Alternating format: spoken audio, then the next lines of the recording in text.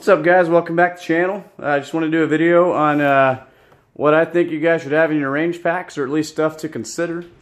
Accidents happen, and the more prepared you are, the better. Anyway, I hope you guys like today's video. If you do, like, comment, subscribe. Let's get into it, guys. So, in my range pack, I have at least all this stuff. I actually have more stuff, but this is kind of the what you need minimal. Obviously, you got your gun that you're going to go shooting with. Eyes and ears. I'm just going to get that stuff out of the way. Anyway, you guys know I'm an ER nurse. We need ammo too. You guys know I'm an ER nurse, so this is going to be a little bit medical based. I'll talk about a few things that are on the table, and then I'll tell you why and how to use it real quick. And that's kind of it. So, pack of gloves. If somebody starts bleeding, you want to put gloves on. I think it's kind of easy to go for. I just have several packs of gloves here in a Ziploc bag, that way they stay dry. Next thing you'll want is some type of gauze. I also have some 4x4s. This is an ABD pad. This is basically a thicker blood absorbent, or whatever type of absorbent you're needing. So this is a good thing to have with you, or a bunch of gauze. And then you need something to secure it to the person's body or your own. I would recommend Coban. This stuff sticks to itself, and you can actually go pretty tight and make a nice pressure dressing out of these. So Coban, you can buy the stuff at Walgreens, guys. Coban is ideal. It sticks to itself. You don't have to mess around with it getting any other tape. So basically you put the gauze on the wound, and you just do this as tight as you can around the wound, and that'll keep the bleed, stop the bleeding. So you guys know I'm also a trauma nurse instructor.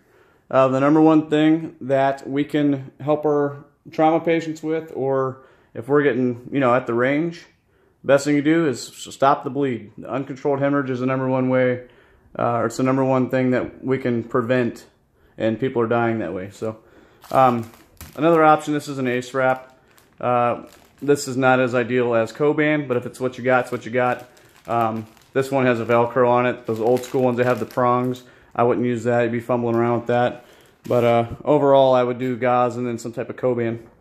The last thing on the table here, guys, is a cat tourniquet.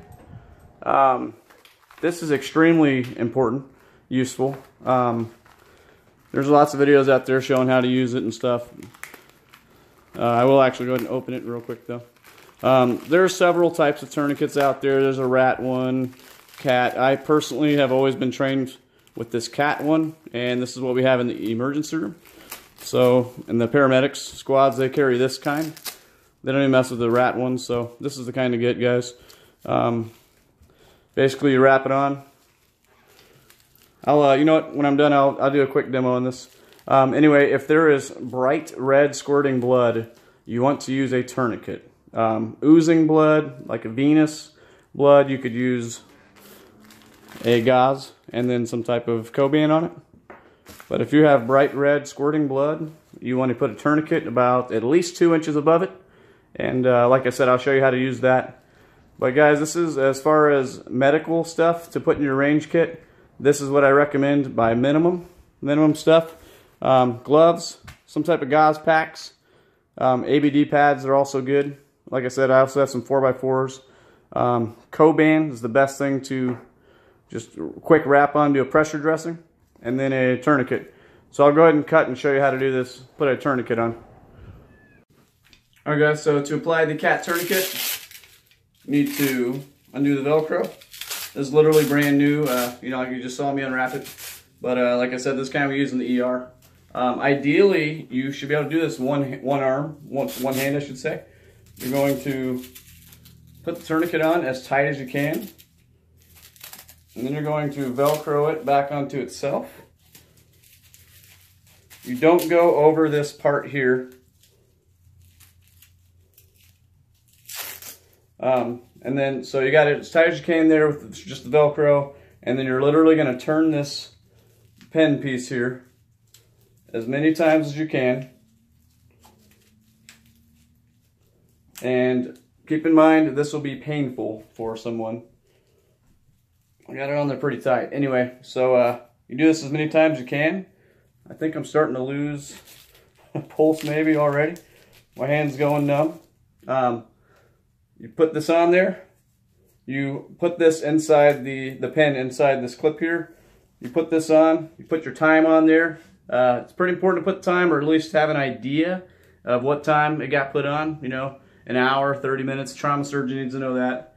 You guys can see my veins are popping out pretty good here. But anyway, you need, so medical term, this is distal, so away from the body, and this is proximal. Sorry, it took me a second. I've been off a few days. Anyway, so distally, you won't have a pulse anymore. So if I check here, I have a real faint pulse, so I would have to tighten this a little more because you're going to have bright red blood still popping out. But my arm is definitely falling asleep. Like I said, you can see all the veins popping out there. Anyway, so that is how to put the tourniquet on. Loosen it, you just do the opposite. Pretty much you'll never actually loosen this. If you had bright red blood squirting out, put the tourniquet on. You might need to tighten it is all. And you can tighten it either by just re-wrenching this part down, or you might have to do some more turns on your pen here. So anyway, I hope you guys enjoyed the video. Those are kind of my top things that you should bring to the range with you, or at least consider bringing with you. You know, at least bring some gauze and some Coban. That's probably the minimum you should bring, but tourniquet's always a good idea. Actually, I use the same bag for my motorcycle riding too, and that way I have a trauma kit on me. I think it's important probably as a motorcycle rider to have something too that can stop bleeding. So, like I said, hope you guys enjoyed the video. Like, comment, subscribe, and see you guys soon.